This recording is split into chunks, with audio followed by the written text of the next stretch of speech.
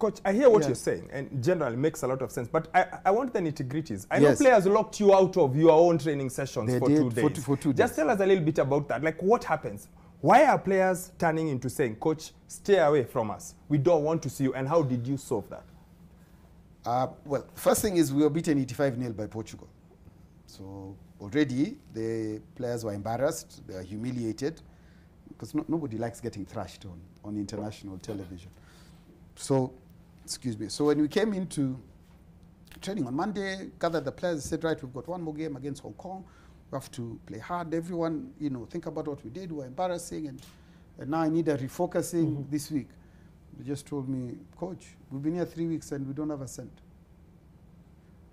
I said, okay, I know you've not been paid. They said, is there anything in the horizon on us getting paid?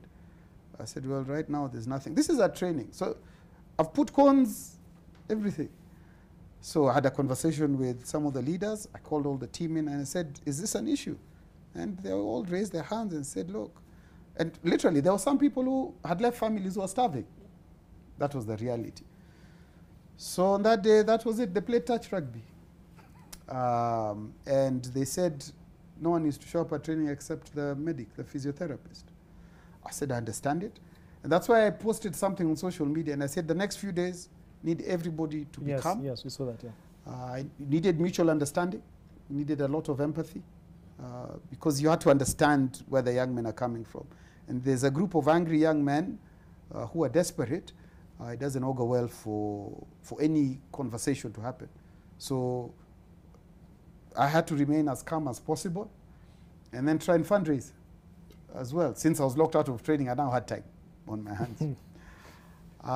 And, you know, with phone conversations with Dickie Evans and Philip Kiriazi and very, very kind gentlemen, they said, but for the love of the game, surely someone has to come through. And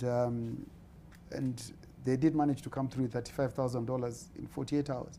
But then again, that's what I said. It's, if they didn't trust the environment and the management team of the Simbas, then that money would not have come through. I don't want to understand. The individuals you've spoken about, these are people who are your friends, the people you interact with, or who are they? Who are the people who... They're called friends of Simbas. Okay. So I put together, because of my long experience in KRU, I knew at the back of my mind that if I don't have a group of people who can mobilize resources quickly, and not just financial resources, be it resources to do with kit, be it resources to do with a phone call to point us in the right direction, then my job would even be made a lot harder. And this is an idea I got from, I think, Hamon Sando, who was a coach way before, and he said, look, the challenge with the national team is the lack of funding. And this lack of funding is not a new story. So these are people I put together, and I said, guys, can I count on you to support me? And they've been coming through, right through since the under-20s.